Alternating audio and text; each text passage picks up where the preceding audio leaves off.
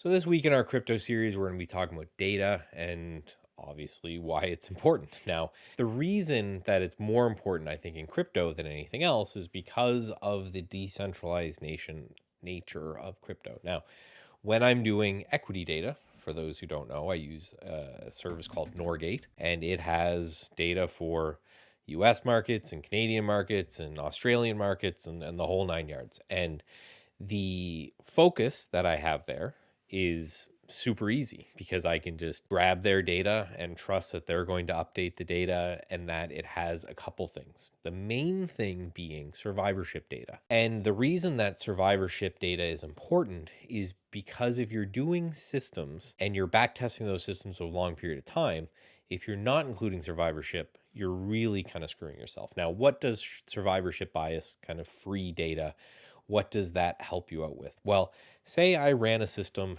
that said, I'm going to buy everything as it's hitting a new low under $1. And I'm just going to, basically, I'm buying the worst of the worst junk companies as they're crashing and I buy it. And my data doesn't have survivorship bias, which it means companies that have got bought out or went bankrupt or something like that.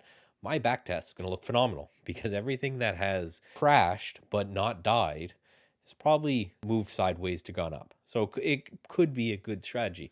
But now what if I include things like Bed Bath and Beyond, or if I include all of the de-SPACed companies that de-SPACed at $10, crashed to 1, and then went to 0. If I didn't include all of those in my data set, it's going to look much better. So there could be a world where if you having data with survivorship bias, your backtest looks amazing. And then if you include all of the dead companies and bought out companies and companies that went bankrupt, you could have another backtest that looks awful and you just don't know the difference. Now, if you're day trading, if you're very short-term swing trading, probably not a problem. But, I just want to go look at all the SPACs, look at Bed Bath & Beyond. Let's look at, there's that whole regional bank crisis where all these regional banks went to 0. So that's what that data and why that data is important and why I pay Norgate a bunch of money so that I can get that data that's good and clean and includes that. Now let's extend this out to crypto. How many coins do you think have existed and then went to 0 or near 0 or got delisted from some exchange? It's probably a lot. And to get all of this data and kind of pull it in from every different environment, that's really, really hard. So the data that I found, and I'm going to give a shout out to the provider here, even though I have no affiliation, but maybe they'll want to come onto the channel here, is this Robux.io, I think it's going to be called.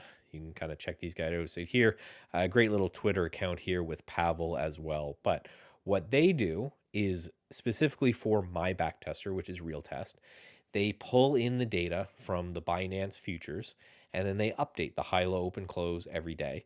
And because they've been doing this for so long and because they have everything that's available, anything that was a coin and then was traded and then got delisted is still in there. So for your guys' takeaway and for, again, I'm building this system in front of you, if you don't have the right data, everything else is garbage, right? The whole garbage in, garbage out when it comes to trading.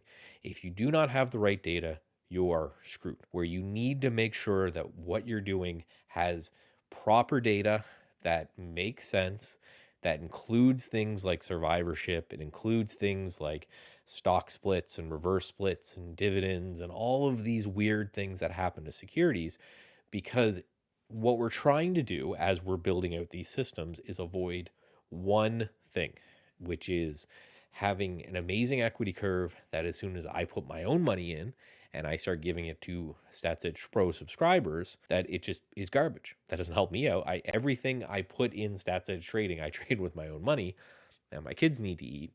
So you're not just building the prettiest backtest in the world. And that's something that we will always go back to always remind, because if I was just selling a service and I wasn't putting my own money in it, I could build a really pretty backtest. But that doesn't even help me either, because people will subscribe based off this amazing looking backtest. They'll trade it for a couple months. It won't do well. They'll move on to something else. It's not clients I want, right? I want people who are going to be around for a long period of time. So the first step to everything is to get your data sorted and don't cheap out on it. Could I maybe build a series of APIs to get this data myself and to put it together and all of that kind of stuff? Absolutely. But when it comes to things like getting the data, I want someone else to do it who is an expert at it. Because if I am missing something or doing something incorrect that I don't even understand from a data point of view, and I'm uploading that, and it is the foundation of everything that comes after that. If that foundation is wrong, I could be building systems that look phenomenally, but then all the way up, I'm wasting my time. So start with a good base, find a data source for what it is that you're interested in. In my case, it was crypto. And in my case, I needed the survivorship bias free data. So I got that. We got that plugged in. In the next episode, I'm going to kind of go in and show you, and we're going to try just some very basic testing to see how it works. And then we'll start going from there. So we covered the why I'm doing crypto. If you're new to this series, I'm going to put this in a playlist so you can go back and look at it on my channel. Also, make sure you're subscribed to the free email list because I email out these crypto updates every week. Eventually, this will be part of StatsEdge Pro. We're building it all together, so you'll kind of see it unfold as it happens. But yes, get your data sorted, whether you're doing Forex or whether you're doing crypto or whether you're doing equities, it doesn't matter. Make sure your data is solid. Make sure it comes from a provider in which you have some trust for and knows what they're doing in the particular space that you're in. And then from there, start building.